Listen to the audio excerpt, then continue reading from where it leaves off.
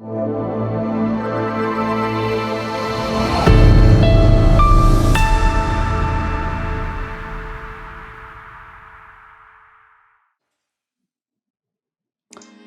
Everyone, আসসালামু আলাইকুম। আশা করি আপনারা সবাই অনেক ভালো আছেন। আলহামদুলিল্লাহ, আপনাদের দোয়াতে আমি অনেক ভালো আছি।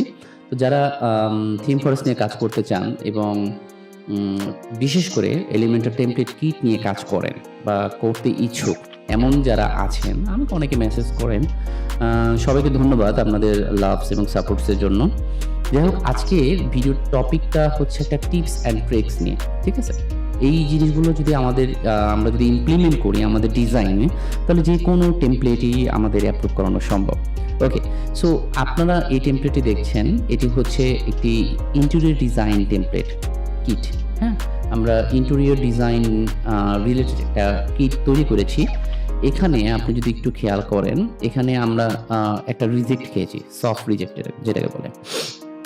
এখানে ওরা বলেছে যে please ensure UI design is consistence. এটার মিনিং হচ্ছে আপনার ইউআই ডিজাইন, ইউআই এর যে প্রিন্সিপাল সেটাই হচ্ছে যে আপনি বাটন যদি এক ইউজ করেন, বাটনের পিক্সেল, হাইট, উইথ এবং বাটন প্যাডিং কত ইউজ করতেছেন, ফন্ট সাইজ কত ইউজ করতেছেন, হ্যাঁ, সবগুলো সেম রাখতে হবে। কালারগুলো সব সেম রাখতে হবে। হেডিং যা রাখবেন সেগুলো সব সেম রাখতে হবে।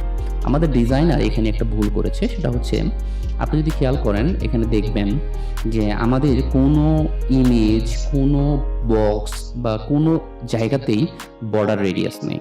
এখানে যদি খেয়াল করে দেখেন এই আইকনে মেবি 3 থেকে 5 পিক্সেল বর্ডার রেডিয়াস রয়েছে। আপনি আরেকটু যদি খেয়াল করেন এই সব বক্সে কিন্তু কোনো বর্ডার রেডিয়াস নাই, বাটনের নাই। বাট আমাদের এখানে প্রবলেমটা হয়েছে, আমরা এই যে আওয়ার প্রাইজিং সেকশনে এসে এখানে আমরা বর্ডার রেডিয়াস দিয়েছি, যেটা চোখে দৃষ্টিকটু লাগছে।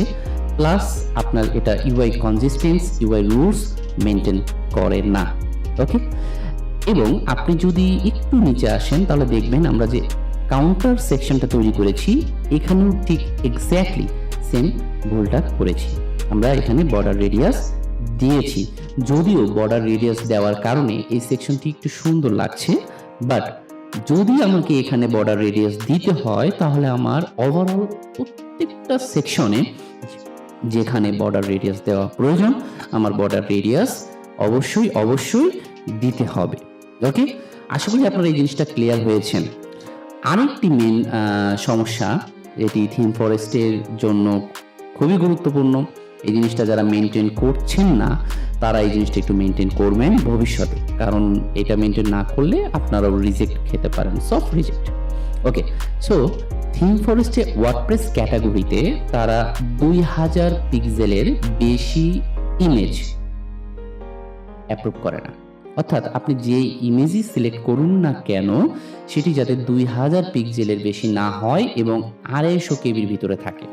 এবং এটি করার জন্য তারা টাইনি জেপিজি নামক একটা ওয়ার্ডপ্রেস প্লাগইন আছে সেটা ইউজ করতে বলছে, অথবা আপনি ফটোশপের মাধ্যমে অপটিমাইজেশন স্ক্রিপ্ট ব্যবহার করে 72 ডিপিআই এর ভিতরে রেখে এটাকে 2000 পিক্সেলে করতে হবে। আমার কয়েকটি ইমেজ রয়েছে যেগুলো 2000 পিক্সেল এবং 250 কেবির উপরে। সো এই জিনিসগুলোকে যদি আমি অপটিমাইজ করি দেন রিসাবমিট করি, তখনই তারা আমার প্রোডাক্টটি অ্যাপ্রুভ করবে। ওকে, সো জিনিসটা কিন্তু খুবই সিম্পল, বাট এটি খুবই দৃষ্টিকটু। থিম ফরেস্ট মার্কেট প্লেস আপনার কি রকম ভাবে একটা প্রোডাক্ট রিভিউ করে সেটা আশা করি এখান থেকে আপনারা ধারণা পেয়ে গিয়েছেন। থিম ফরেস্ট নিয়ে যদি কাজ করার ইচ্ছা থাকে তাহলে এইসব বিষয়গুলো আপনাদেরকে মেনটেন করে চলতে হবে। তো আজকে এই পর্যন্তই। ধন্যবাদ সবাইকে। আসসালামু আলাইকুম। আমার পাশে থাকবেন, কিপ সাপোর্টিং। Thank you.